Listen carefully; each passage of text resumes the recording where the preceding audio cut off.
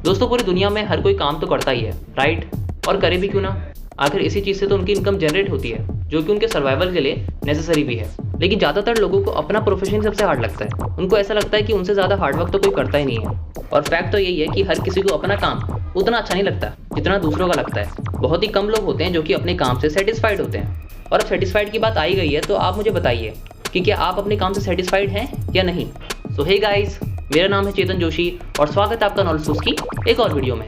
दोस्तों इस वीडियो में हम बात करने वाले हैं कुछ ऐसे प्रोफेशंस, कुछ ऐसी जॉब्स जिसे करने से पहले आप 100, 1000 बल्कि लाख बार भी सोचोगे तब भी शायद रेडी ना हो। और ये बात मैं इसीलिए कह रहा हूँ क्योंकि ये जॉब्स वाकई में खतरनाक है और बहुत ही ज़्यादा खतरनाक है। तो फिर बाकी की बातें आगे वीडियो में करेंगे।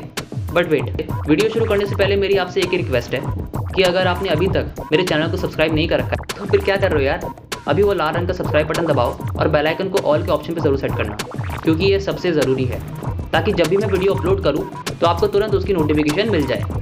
ओके, तो फिर बिना किसी देरी के चलिए शुरू करते हैं।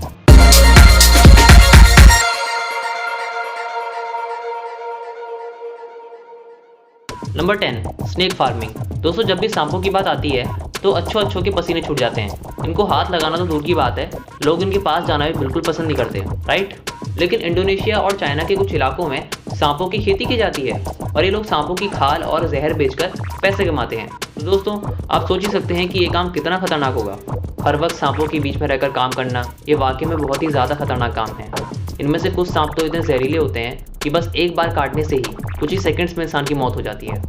Number 9, sky scraper window cleaner. दोस्तों हम में से कई लोगों को एक्रोफोबिया होता है, यानी कि ऊंचाई से डर लगना, और इसलिए जब भी हम किसी ऊंची बिल्डिंग से नीचे देखते हैं तो हमें चक्कर आने लग जाते हैं, राइट? लेकिन अगर आपसे कहा जाए कि उसी ऊंची बिल्डिंग में एक रस्सी के सहारे जाओ और उन शीशों को साफ करो तो क्या आप करोगे? फिर मुझे तो नहीं लगता, क्योंकि इसमें बहुत रिस्क है। ज़मीन से हज़ारों फीट ऊपर एक रस्सी के सहारे गीले हाथों से उन शीशों को साफ करना कोई बच्चों का खेल नहीं है। कभी रस्सी टूटने का डर तो कभी साबुन वाले हाथों और पैरों के फिसलने का डर हमेशा बना रहता है। तो इसलिए जब भी आप किसी बिल्डिंग के विंडोज से बाहर का खूबसूरत व्यू देखते हैं तो याद रखना कि किसी इंसान ने ही अपनी जान को जोखिम में डालकर उन शीशों को साफ किया है ताकि आप आराम से बाहर के नज़ारों का मज़ा ले पाएँ। Number 8, sulphur mining.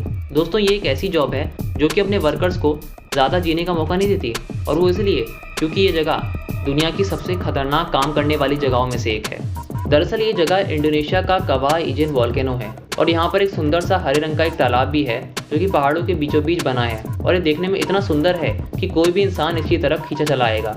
लेकिन अगर कोई इंसान इसमें कूद जाए तो वो सीधा ऊपर पहुँच जाएगा, क्योंकि इस तालाब में सल्फ्यूरिक एंड हाइड्रोक्लोरिक एसिड है जो कि किसी भी इंसान को जलाकर मार देने के लिए काफ़ी होगा।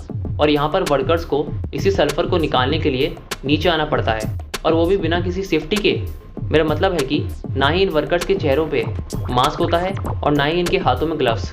तो अब आप सोच ही सकते हैं कि ये वर्कर्स कितना रिस्क लेते हैं, और इस काम के बदले उन्हें सिर्फ दिन के 350 रुपये ही मजदूरी दी जाती है, और इसी जॉब को करके वो सिर्फ 50 साल तक ही जी पाते हैं।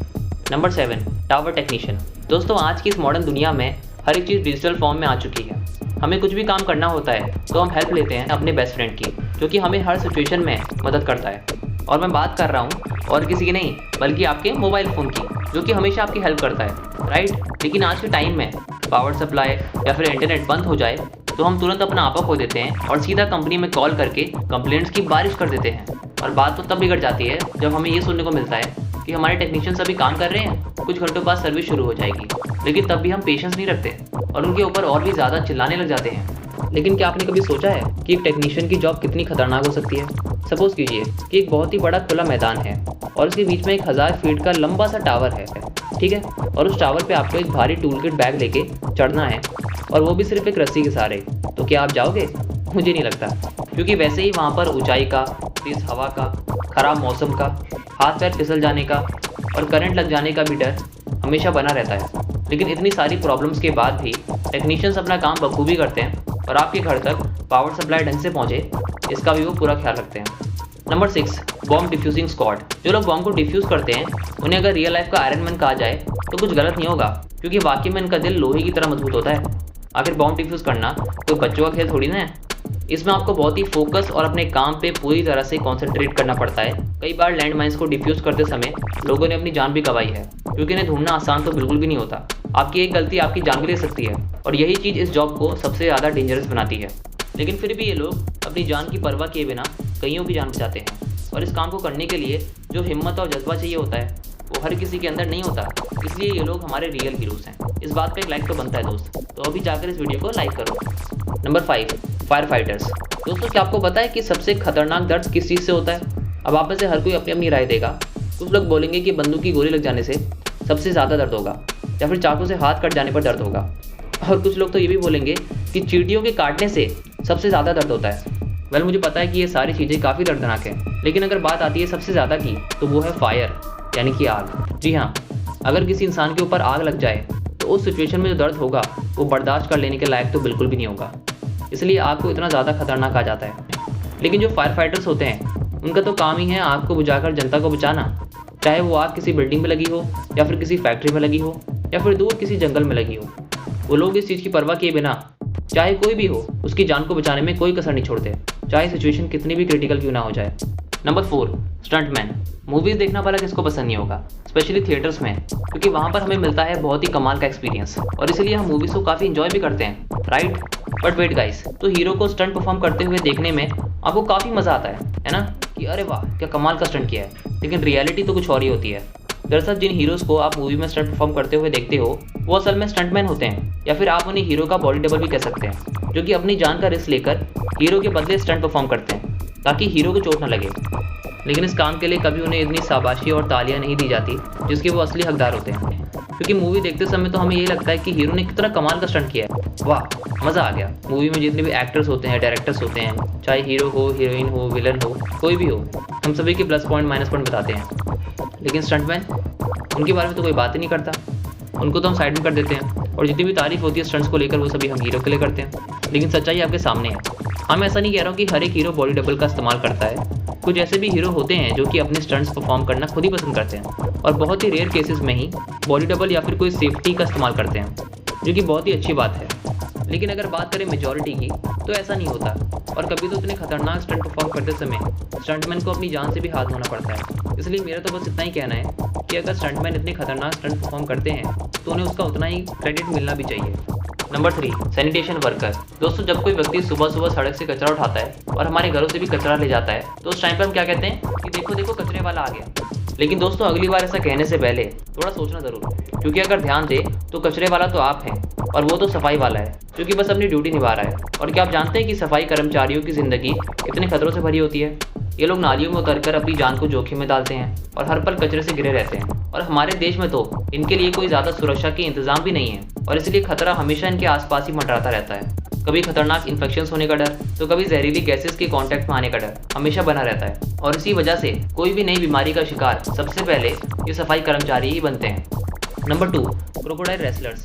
दोस्तों आपने कुछ लोगों को देखा होगा जिन्हें आसपास अगर कोई कॉकरोच या फिर छिपकली दिख जाए तो वो पूरे घर को सर पे उठा लेते हैं। तो उन लोगों के लिए ये जॉब तो बिल्कुल भी नहीं है, क्योंकि यहाँ पर कोई कॉकरोच या फिर छोटी सी छिपकली नहीं है, बल्कि पूरा का पूरा मगरमच्छ है जिसे हैंडल कर पाना हर किसी की बात नहीं है। और ये प्रोफेशनल क्रोकोडाइल रेसलर्स ऑस्ट्रेलिया और भी कई दूसरे देशों में देखने को मिलते हैं, जो कि जू में काम करते हैं ताकि वहाँ आए लोगों को वो एंटरटेन करके पैसे कमा पाएँ। वो लोग अपना हाथ और सर उन क्रोकोडाइल्स के मुंह के अंदर डालते हैं ताकि वहाँ आए लोग एकदम चौंक जाएं, जिसके थ्रू वो रेसलर्स पब्लिक का अटेंशन ग्रैब कर पाएँ।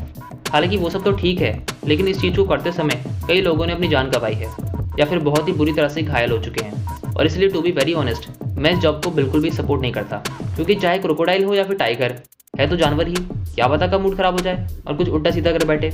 और शायद आपको अंदाज़ा नहीं होगा कि क्रोकोडाइल की एक बाइट कितनी खतरनाक हो सकती है। वो अपनी एक स्ट्रॉन्ग बाइट से इंसान की हड्डियां भी तोड़ सकता है, इसलिए क्रोकोडाइल्स को दूर से देखने में आपकी भलाई है। Number 1, Christ Redeemer statue. Rio de Janeiro से 2320 फीट की ऊंचाई पर बना ये जीसस क्राइस्ट का स्टैचू कितना ज़्यादा विशाल और आकर्षित है ये तो आपको पता ही होगा।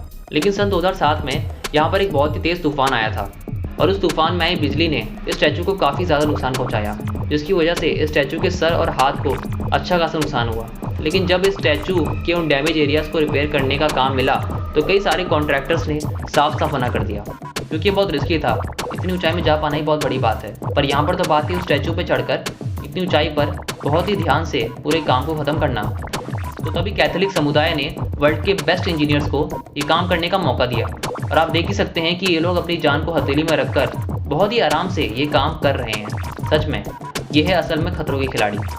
तो दोस्तों ये थी वो वीडियो जिसमें आपने देखी कुछ ऐसी खतरनाक और रिस्की जॉब्स जिसे शायद आप कभी करना नहीं चाहोगे। लेकिन दोस्तों इस वीडियो को देखने के बाद आपको एक बात ज़रूर सीखने को मिली होगी कि कोई भी काम छोटा बड़ा नहीं होता, वो हम ही लोग हैं जो कि काम के बीच में छोटे बड़े को लाते हैं। बट आई होप कि इस वीडियो को देखने के बाद हमारी सोच बदलेगी और हम हर एक इंसान और उसके प्रोफेशन की रिस्पेक्ट करेंगे। तो दोस्तों इसी के साथ मैं इस वीडियो को एंड करता हूँ, लेकिन उससे पहले अगर आपने अभी तक मुझे फेसबुक और इंस्टाग्राम पे फॉलो नहीं किया है तो प्लीज़ अभी कर लीजिए, क्योंकि वहाँ पर मैं हमेशा अपनी वीडियोस की अपडेट्स देता रहता हूँ। तो अभी जाओ और फॉलो करो, लिंक आपको नीचे डिस्क्रिप्शन में मिल जाएगा। तो फिर दोस्तों मैं आपसे मिलूंगा एक और नई वीडियो में एक और नए टॉपिक के साथ, और देखते रहिए नॉलेज टूल्स।